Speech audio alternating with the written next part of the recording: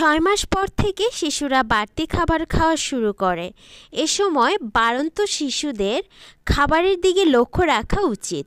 কর্মব্যস্ত জীবনে আমরা সময়ের অভাবে শিশুদের স্বাস্থ্যকর খাবারগুলি খাওয়াতে পারি না, যার ফলে অনেক সময় বাচ্চারা পুষ্টিহীনতায় ভুগে, ঠিক মতন বেড়ে ওঠে না। প্রত্যেক মায়ের উচিত বাচ্চাদেরকে ঘরে তৈরি খাবারে অভ্যস্ত করা। আসসালামু আলাইকুম। বেবি ফুড বাই মমের নতুন একটি এপিসোডে আপনাদের সবাইকে স্বাগতম। আজকে আমি বাচ্চাদের খুবই পছন্দের একটি ফল স্ট্রবেরি এর একটি সহজ রেসিপি নিয়ে আপনাদের সামনে হাজির হয়েছি। অনেক সময় বাচ্চারা এই স্ট্রবেরিটা খালি খেতে চায় না, কিন্তু তাদের এটি খাওয়ার প্রতি খুবই আগ্রহ থাকে, যে কারণে আজকে আমি আপনাদেরকে এই স্ট্রবেরিটা ব্যবহার করে আপনারা বাচ্চাদেরকে কিভাবে একটি সুস্বাদু এবং পুষ্টিকর খাবার বানিয়ে দিতে পারবেন সেই রেসিপি আমি আজকে আপনাদেরকে দেখাবো। এবং রেসিপির শেষে আমি বলে দিব বাচ্চাদেরকে প্রথম যখন আপনি এই স্ট্রবেরিটা ইন্ট্রোডিউস করাবেন তখন কতটুকু পরিমাণে খাওয়াবেন, এবং বাচ্চাদেরকে এই স্ট্রবেরি খাওয়ানোর সময় কি কি সতর্কতা অবলম্বন করবেন ও কত বছর বয়স থেকে বাচ্চাদেরকে আপনারা এই স্ট্রবেরিটা খাওয়াতে পারবেন। তো আর দেরি না করে আমি মূল রেসিপিতে চলে যাব।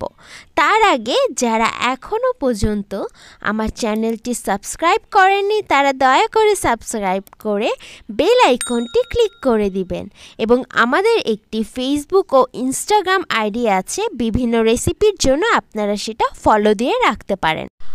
প্রথমে আমি 4 থেকে 5 টুকরা স্ট্রবেরি ভালো মতো ধুয়ে এর গায়ের উপর যে বিচি থাকে সেগুলো ফেলে দিয়েছি। এরপর আমি এইভাবে টুকরো করে এই স্ট্রবেরিগুলো কেটে নিব, যাতে ব্লেন্ড করার সময় আমাদের সুবিধা হয়। এরপরে আমি আধা ঘন্টা ধরে কয়েক টুকরা খেজুর পানিতে ভিজিয়ে রেখেছিলাম, সেইটা আমি ছোলকা ভালো মতো ছুলে ভিতরের আটিটা ফেলে দিব। আমি এখানে এক্সট্রা কোনো চিনি ব্যবহার করব না বিধায় আমি খেজুরটা নিয়েছি। আপনারা চাইলে এখানে খেজুরের পরিবর্তে চিনিও ব্যবহার করতে পারেন। চাইলে ম্যাশ করা কিশমিশও এখানে দিতে পারেন। এরপর আমি একটি ব্লেন্ডার নিয়ে তার ভিতরে কেটে রাখা স্ট্রবেরি এবং খেজুর, এবং তারপরে এতে আমি সামান্য একটু ময়দা মিক্স করব। আমি এখানে 2 চামচের মতো ময়দা অ্যাড করেছি। আপনারা যতটুকু বানাবেন সে অনুযায়ী ময়দাটা ব্যবহার করবেন।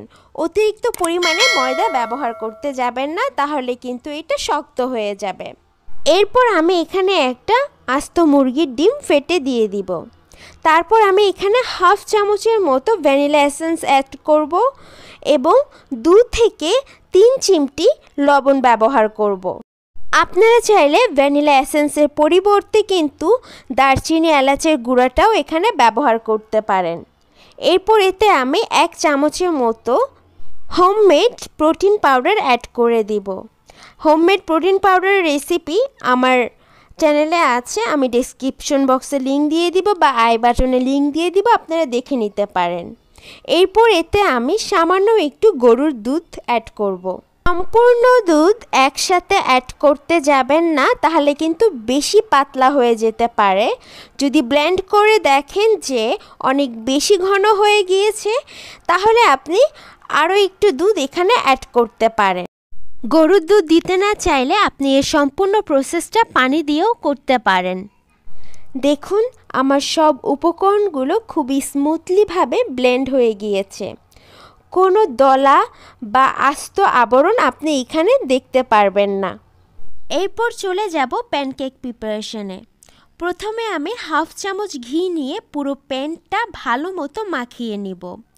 তারপরে আমি প্যানকেকের ব্যাটারটা প্যানের ভিতরে দিয়ে দিব। আমি একটু মিনি শেপের প্যানকেক বানাচ্ছি, যেটা দেখতে কিনা কিউটও, বাচ্চারা খুবই মজা করে খাবে এবং সাথে বড়রাও কিন্তু খেতে পারবেন। 1 বছরের আগে বাচ্চাকে কখনোই স্ট্রবেরি দেওয়া উচিত না, কারণ এতে বাচ্চার বিভিন্ন ধরনের অ্যালার্জিক প্রবলেম হতে পারে। আবার অনেকের ক্ষেত্রে প্রবলেম নাও হতে পারে। তারপরও প্রথম যখন বাচ্চাকে এই স্ট্রবেরি ফলটা দিবেন, 2 থেকে 3 টুকরা ফল তাকে দিবেন এবং অবশ্যই 3 days মেথড ফলো করবেন। এই সময় চুলার আঁচটা অবশ্যই লো করে রাখবেন, নতুবা নিচে পুড়ে যেতে পারে। তারপর আমি ঢাকনা দিয়ে 2 মিনিট অপেক্ষা করব। ঢাকনা উঠানোর পর আমার এক পিঠ হয়ে গেলে আমি অপর পিঠ আবার উল্টিয়ে দিব এবং এইভাবে আবার ঢাকনা দিয়ে আমি 2 মিনিট অপেক্ষা করব। এই সুস্বাদু প্যানকেকটা আপনি বাচ্চাকে সকালের নাস্তায় কিংবা বিকালের নাস্তায়ও কিন্তু খাওয়াতে পারেন। আমার প্যানকেক রেডি। এখন আমি চুলা থেকে প্যানকেকগুলো নামিয়ে নিব। এই ফলটিতে প্রচুর পরিমাণে মাইক্রোনিউট্রিয়েন্টস এবং খনিজ রয়েছে, যা বাচ্চাদের বৃদ্ধির জন্য খুবই উপকারী। এটি বাচ্চাদের রোগ প্রতিরোধ ক্ষমতা বৃদ্ধি করে এবং এতে প্রচুর পরিমাণে ভিটামিন সি রয়েছে এবং স্ট্রবেরিতে থাকা অ্যান্টিঅক্সিডেন্ট বাচ্চাদের লিভারের ক্ষতি রোধ করতে সাহায্য করে। তাছাড়া স্ট্রবেরি ক্যালসিয়াম এবং ফসফরাসের ভালো একটি উৎস। এবং সর্বশেষ আরেকটি কথা, অনেক সময় বাচ্চারা যখন স্ট্রবেরি খায় তারপরে তারা যখন পটি করে, তাদের পটির সাথে এই স্ট্রবেরির গায়ে যে বীজগুলো সেগুলো বের হয়ে আসে। আমরা মা বাবারা এটা নিয়ে অনেক টেনশনে পড়ে যায়। এটা নিয়ে টেনশনের কিছুই নেই, এটা স্বাভাবিক।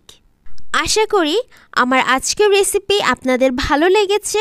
এইভাবে বাচ্চাদেরকে যদি বাসায় স্ট্রবেরির প্যানকেক বানিয়ে খাওয়ান, তারা অবশ্যই খাবে এবং সাথে আপনিও একটু টেস্ট করে দেখবেন। অবশ্যই আপনারও অনেক ভালো লাগবে। আজ এই পর্যন্তই। ইনশাআল্লাহ আবারও হাজির হব নতুন কোনো রেসিপি নিয়ে। ততদিন পর্যন্ত ভালো থাকবেন, সুস্থ থাকবেন। আল্লাহ হাফেজ।